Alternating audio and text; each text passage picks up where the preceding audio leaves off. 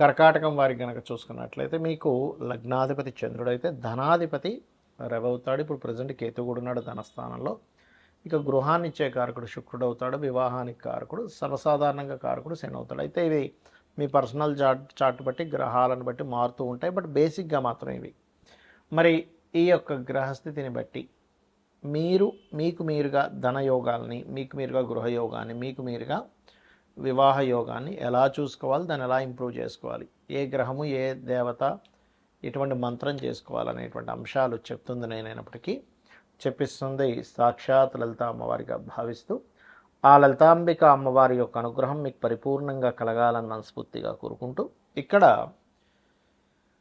ధనస్థానం ఏదైతే అయిందో మీకు రవి అయ్యాడు అంటే రవి అవుతూ అక్కడ కేతు ఉన్నాడు కాబట్టి ఆ కేతు నవంబర్ వరకు ఉంటాడు కాబట్టి మీరు కాస్త కేతు గ్రహం దగ్గర రవి గ్రహం దగ్గర దీపారాధన చేస్తూ సూర్య నమస్కారాలు మరియు గణపతి ఆరాధన కనుక చేసినట్లయితే ఖచ్చితంగా 100% ఫైనాన్షియల్గా గ్రోత్ అనేటువంటిది పెరుగుతుంది. అదేవిధంగా మీకు చతుర్థాధిపతి శుక్రుడై ఆయన పూర్వజన్మ కర్మకారక స్థానాన్ని కూడా యాక్టివ్ చేస్తుంటాడు. సో శుక్రుడు ఈజ్ మోస్ట్ ఇంపార్టెంట్. అంటే మీ జన్మజాతకంలో గనక శుక్రగ్రహం బాగుంది అంటే మీకేంటి లైఫ్లో చక్కగా సెటిల్ అయిపోతారని అర్థం. అదేవిధంగా ప్రాపర్టీస్ కూడా కొంటారని అర్థం. అయితే ఇక్కడ ఏంటి, మీరు శుక్రగ్రహం దగ్గర కనుక దీపారాధన చేస్తూ ఎంత లలిత అమ్మవారి యొక్క ఆరాధన లక్ష్మీ అష్టోత్తరాలు చేస్తూ ఉంటే మీ పూర్వజన్మ బాగుపడడం మూలంగా మీరు గృహయోగాన్ని వాహన యోగాన్ని ఖచ్చితంగా పొందుతారు. ఇక అదేవిధంగా సప్తమాధిపతి శని అవుతున్నాడు కాబట్టి ఇక్కడ ఏంటంటే కొంచెం శాటర్న్ న్యాచురల్గా శాటర్న్ అవ్వడం వల్ల వివాహం విషయంలో కొంతమందికి లేట్ అవ్వడం అట్లా జరుగుతుంది. కానీ అదే శని కనుక శుభగ్రహాలతో కలిస్తే ఎర్లీగా కూడా అవుతుంది. కానీ మీరు వివాహం అవ్వట్లేదని బాధపడేటువంటి వారు చక్కగా మీరు శనిగ్రహం దగ్గర దీపారాధన ఓం కామేశబద్ధ మాంగళ్య సూత్ర శోభిత కందరాయ నమః మంత్రం కనుక చేసుకున్నట్లయితే అన్ని విధాల మీకు బాగుంటుంది. కొంతమందికి చూడండి బాగా చదువుకుంటారు కానీ ధనబలం సరిగ్గా ఉండదు, మరి కొంతమందికి గృహం ఉండదు, కొంతమందికి వివాహం అవ్వదు, ఎంత సెటిల్మెంట్ అయినా కూడా. దీనికి కారణాలు ఏమిటి?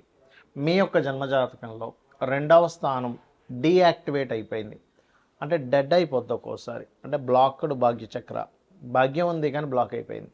ఇప్పుడు ధనానికి ఏమో 2వ స్థానం ఒకటైనా కాదు, 2వ స్థానము పంచమ స్థానము భాగ్యస్థానము లాభస్థానము 6వ స్థానం కూడా ధనాన్ని ఇస్తుంది, దశమం కూడా ఇస్తుంది. ఎందుకంటే దశమం అంటే వృత్తి కాబట్టి.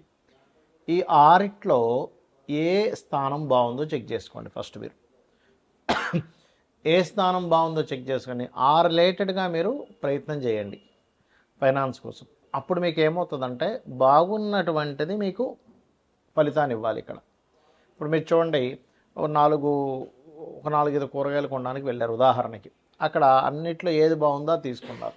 ఇప్పుడు దాని రిజల్ట్ ఎలా ఉంటుంది? దాని కూర వండుకుంటే బాగుంటుంది కూడా. అలాగే సేమ్ యాజ్ ఇట్ ఈజ్ మీ ధనాధిపతి పంచమాధిపతి షష్టమాధిపతి దశమాధిపతి భాగ్యాధిపతి లాభాధిపతి ఇన్ని ఆప్షన్స్ ఉన్నాయి. కేవలం ఒక ధనాధిపతినే కాదు.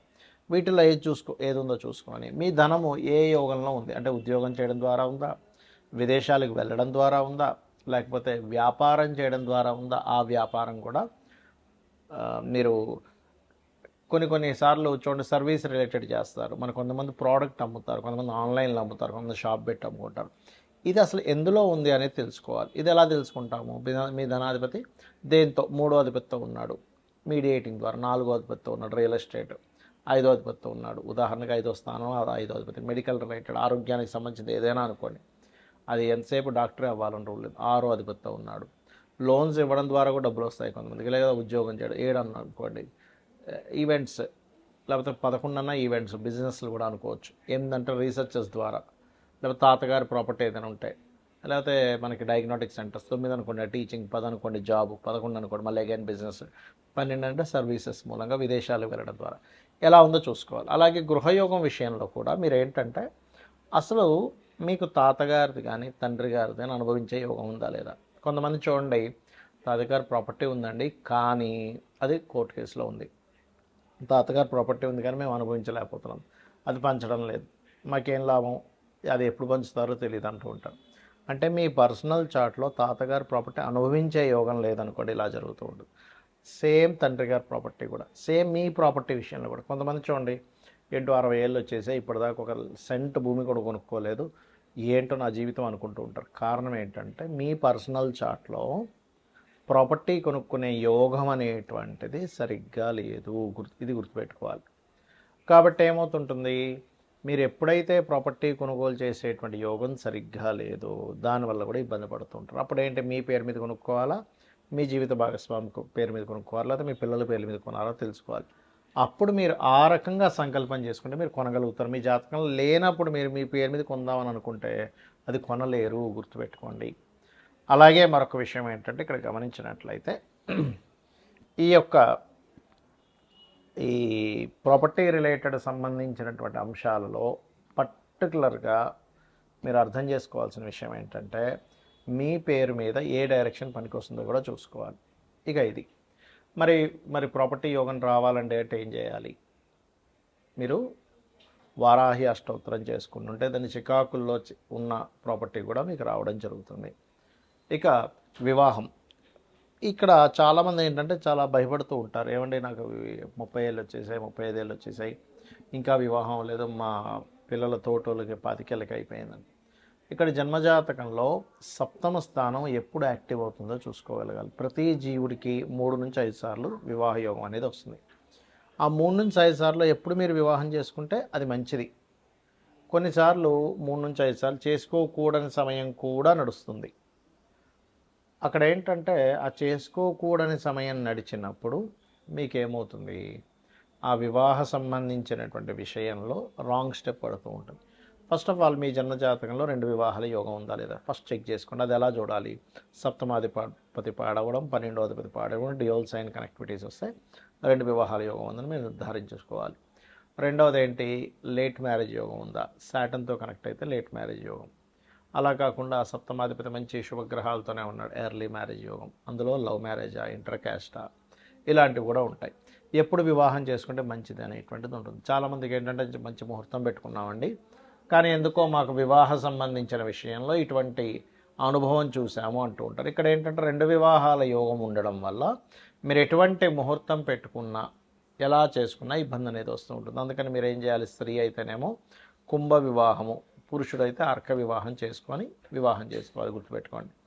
ఇది ప్రధానంగా గుర్తుపెట్టుకోవాల్సినటువంటి అంశము. ఇక మరొక విషయం ఏంటంటే ఇక్కడ